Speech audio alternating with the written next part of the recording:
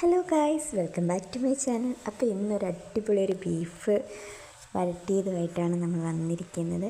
കേരളക്കാർക്ക് ബീഫും പൊറോട്ടയും അതെന്ന് പറഞ്ഞാൽ ഒരു വികാരം തന്നെയാണ്. അപ്പോൾ എത്ര പേർക്ക് പൊറോട്ടയും ബീഫ് കോംബോ ഇഷ്ടമുണ്ടെന്ന് കമൻറ്റ് ചെയ്യാൻ മറക്കരുത്. അത് ഇഷ്ടമല്ലാത്തവരുണ്ടെങ്കിലും പറയണേ.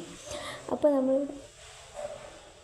നമ്മൾ ബീഫിനകത്ത് മഞ്ഞൾപ്പൊടി ഉപ്പും ചേർത്ത് കുക്കറിനകത്ത് വേവിക്കാൻ വെച്ച് ഒരു 5 വിസിലൊക്കെ ആകുമ്പോഴത്തേക്കിന് നമുക്ക് ഓഫാക്കാവുന്നതാണ്. എന്നിട്ട് നമ്മൾ വെളിച്ചെണ്ണ ഒഴിച്ചിട്ട് നമ്മുടെ മസാല ഇട്ട് പിന്നെ നമ്മൾ തേങ്ങാക്കൊത്തുണ്ടല്ലോ, തേങ്ങാക്കൊത്ത് ഇട്ട് തേങ്ങ നന്നായിട്ട് മൂത്തതിന് ശേഷം നമ്മൾ ഇഞ്ചി വെളുത്തുള്ളി ചേർക്കുന്നുണ്ട്. ഇഞ്ചി വെളുത്തുള്ളി ഒന്ന് വഴണ്ട് വരുമ്പോഴത്തേന് നമ്മൾ ചെറിയ ഉള്ളി ചേർക്കുന്നുണ്ട്. ഒന്ന് വഴണ്ടി കിട്ടാൻ വേണ്ടി നമ്മൾ ഉപ്പ് ചേർക്കുന്നുണ്ട്.